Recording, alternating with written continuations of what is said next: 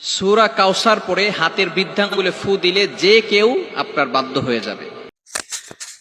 আসসালামু আলাইকুম রহমতুল্লাহ। প্রিয় ভাই ও বোনেরা, দিনী আমল টিভিতে আপনাদের স্বাগতম। আশা করি আপনারা আল্লাহর রহমতে ভালো আছেন। আমিও ভালো আছি, আলহামদুলিল্লাহ। প্রতিদিনের মতোই আজকেও আমি আপনাদের মাঝে একটি গুরুত্বপূর্ণ আমল শেয়ার করব। প্রিয় বন্ধুরা, আমলটি আমি একটি গুরুত্বপূর্ণ কিতাব থেকে সংগ্রহ করেছি। তাই মনে বিশ্বাস নিয়ে আল্লাহর উপর ভরসা করে আমলটি করলে 100% ফলাফল পাবেন ইনশাআল্লাহ। প্রিয় ভাই ও বোনেরা, আমি আপনাদের বলতে পারি, আজকের ভিডিওটি থেকে আপনারা যে আমলটি জানতে চলছেন তা ইউটিউব এর অন্য কোনো ভিডিওতে পাবেন না ইনশাআল্লাহ।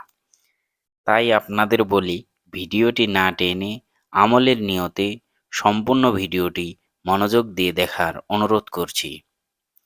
আর এই আমলটি করলে ইনশাআল্লাহ আপনারা অনেক লাভবান হতে পারবেন।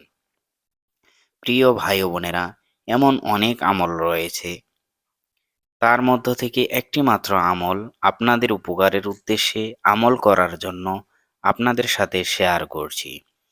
যে আমলের কথা শুনলে আপনাদের অনেক ভালো লাগবে ইনশাআল্লাহ। প্রিয় ভাই ও বোনেরা, এবার কথা না বাড়িয়ে আসুন সেই আমলটি আমি আপনাদের সাথে শেয়ার করছি। আমলটি হলো, সূরা কাউসার পড়ে হাতের বৃদ্ধাঙ্গুলে ফু দিলে যে কেউ আপনার বাধ্য হয়ে যাবে। এটা পবিত্র কোরআনুল কারীমের একটি সূরা। পবিত্র কোরআনুল কারীমের ভিতরে ছোট্ট একটি সূরা হচ্ছে সূরাতুল কাউসার। অনেক সময় আমাদের স্বামী আমাদের কথা শুনে না। অনেক সময় কিছু মায়েরা, কিছু বোনেরা আমাদেরকে ফোন দিয়ে থাকেন, হুজুর আমার স্বামী পরকীয়ায় লিপ্ত হয়েছে, আমার স্বামী বিভিন্ন মেয়েদের সাথে কথা বলে থাকে। অনেক সময় প্রবাসী ভাইরা আছেন, তারা বলেন আমার স্ত্রী আমার কথা শোনে না, আমার স্ত্রী আমার টাকা নিয়ে ফুর্তি করে অন্যদের ছেলেদের সাথে কথা বলে, কিন্তু সে আমার কোনো কথা শোনে না। এই বিভিন্ন ভাবে যদি তারা অন্যভাবে চলে যায়, তাহলে স্ত্রীকে বাধ্য করার জন্য অথবা স্বামীকে বাধ্য করার জন্য এই চমৎকার একটি আমল যদি আপনি করতে পারেন, আমি আপনাদেরকে জানিয়ে দিব এই নিয়মটা কিভাবে করবেন।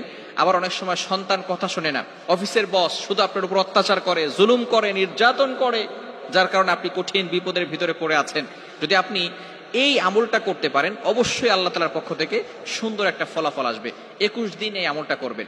আমলটি করবেন কিভাবে আমি আপনাদেরকে ভালো করে বলে দিচ্ছি। প্রথমে আপনি অজু করবেন, পবিত্র অবস্থায় থাকবেন, অবশ্যই পবিত্র থাকতে হবে।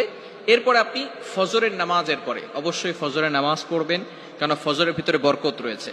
ফজরের নামাজ পড়ে আপনি পবিত্র হয়ে ওই নামাজের স্থানেই যদি আপনি পড়তে পারেন আলহামদুলিল্লাহ ভালো। আর যদি সেখান থেকে উঠে অন্য কোনো কাজ করেন, তারপরে অজু অবস্থায় যদি সেখানে বসেন, কোনো সমস্যা নাই, পড়তে পারবেন। আপনি প্রথমে অজু করবেন, অজু অবস্থায় সেখানে বসবেন। বসার পরে একবার সূরা ফাতিহা পড়বেন, এরপরে 4 কুল পড়বেন, কুল ইয়া আইয়ুহাল কাফিরুন, কুল হুয়াল্লাহু আহাদ, কুল আউযু বিরাব্বিল ফালাক, কুল আউযু বিরাব্বিন নাস। এটা পড়ে আপনার বুকে ফু দিবেন এবং পুরো শরীরকে মাসাজ করে দিবেন, আপনার শরীর বন্ধ হয়ে যাবে। এরপরে আপনি 3 বার দুরূদ শরীফ পড়বেন। আমরা নামাজের ভিতরে যে দুরূদ শরীফ পড়ি, এই দুরূদ শরীফ 3 বার পড়তে হবে।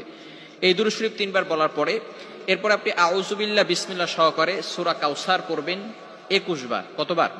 সূরা কাউসার 21 বার পড়তে হবে আউযু বিল্লাহ বিসমিল্লাহ সহকারে। 21 বার পড়ার পরে আপনার এই বৃদ্ধাঙ্গুলটা এই যেখানে আমরা করগুনি 1 2 3 একের জায়গায় রেখে এরপর আপনি এটাকে মুষ্টিবদ্ধ করবেন। এরপরে আপনি সূরা কাউসার 21 বার পড়ার পরে সেখানে ফু দিবেন। ফু দেওয়ার পরে যাকে আপনি বাধ্য করতে চাচ্ছেন হালাল ভাবে, অবশ্যই হালাল ভাবে হতে হবে, হারাম ভাবে করলে কিন্তু হবে না, অবশ্যই হালাল হতে হবে। যাকে আপনি বাধ্য করতে চাচ্ছেন তার নাম 7 বার পড়বেন এবং তার পিতামাতার নাম 1 বার পড়বেন, এবং আপনি মনে মনে চিন্তা করবেন যে আমি তাকে হালাল ভাবে বাধ্য করতে চাচ্ছি এবং কোরআনিক ভাবে তাকে বাধ্য করতে চাচ্ছি। এরপরে এভাবে অনেক সময় ধরে রেখে, কিছু সময় ধরে রেখে আপনি আবারও 3 বার দুরূদ শরীফ পড়বেন, তারপরে হাতটাকে ছেড়ে দিবেন। এরপরে আপনি আল্লাহ তাআলার কাছে দোয়া করবেন।